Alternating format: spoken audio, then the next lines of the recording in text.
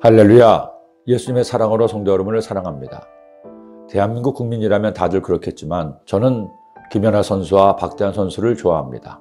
물론 그들 외에도 많은 운동선수나 자신의 분야에서 최선을 다해 꿈을 이룬 사람도 좋아하지만 그들을 특히 좋아하는 이유가 있습니다. 그 이유는 두 선수 모두 우리나라 체육 현실에서 잘 되기를 꿈꾸기 어려운 종목에서 최고가 되었기 때문입니다. 두 선수가 나오기 전에는 두 종목에서 올림픽 메달을 딴다는 것은 불가능할 것처럼 보였습니다. 그런데 어느 날 갑자기 혜성처럼 두 선수가 등장했습니다. 그리고 단계를 거듭하며 발전하더니 마침내 두 선수가 약속이 난 것처럼 올림픽 금메달을 목에 걸었습니다. 알고 봤더니 그들은 갑자기 등장한 것이 아니었습니다. 아주 어린 시절부터 두 선수는 꿈을 꾸었습니다. 피겨에서, 수영에서 세계 최고가 되겠다고 꿈을 꾸었습니다.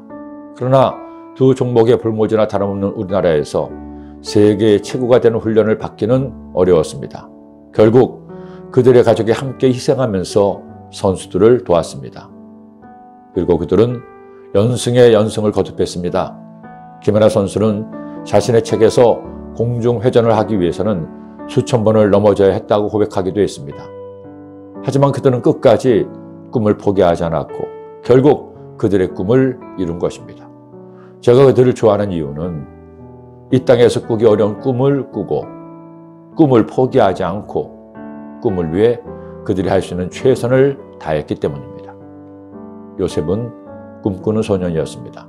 어린 시절 하나님께서 주신 꿈을 마음에 간직하고 살았습니다. 하지만 꿈을 꾼다고 해서 꿈을 위해 산다고 해서 항상 좋은 일만 있지 않았습니다. 오히려 꿈을 방해하는 수많은 고난이 그를 덮쳤습니다. 그 시작이 형들의 배신이었죠. 아버지의 사랑을 한 몸에 받는 요셉이었습니다. 거기에 자신들이 잘못한 것을 아버지에게 고자질하는 얄미운 동생이었습니다. 그런데 그들의 미움에 결정타를 날린 사건이 생겼습니다. 두 번씩이나 꿈 이야기를 하면서 형들을 우습게 여기는 것이었습니다. 형들은 동생을 괴롭힐 기회만 노리고 있었는데 마침내 기회가 찾아왔습니다. 미운 동생 요셉이 아버지의 지시에 따라 양들을 돌보고 있는 형들을 찾아온 겁니다.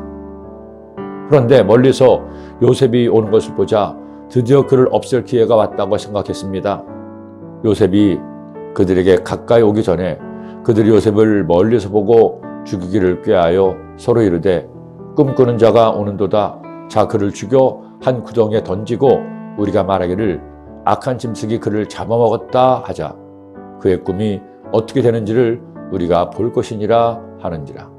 아무리 동생이 미워도 어떻게 죽을 생각을 할 수 있을까요?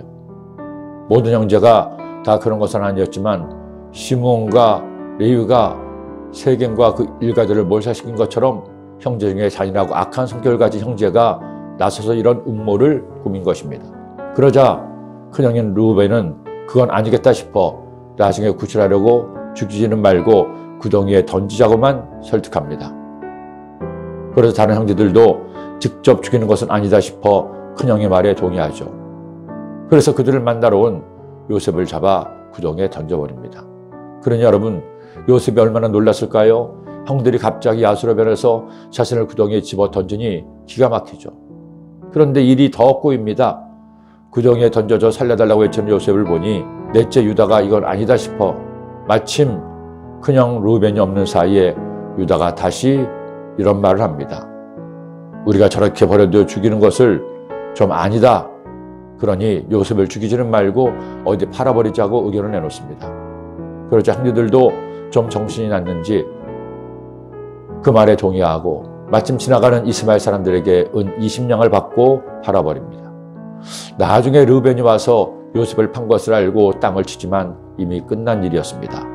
그들은 형제로서 동안한 늙은 아버지에게는 절대 해서는 안 될 일을 저지른 겁니다. 그들은 염소를 죽여 피를 요셉의 채소겉에 묻혀 요셉을 죽은 것처럼 위장합니다. 그 옷을 본 야곱의 비통함은 말로 다할 수가 없었습니다.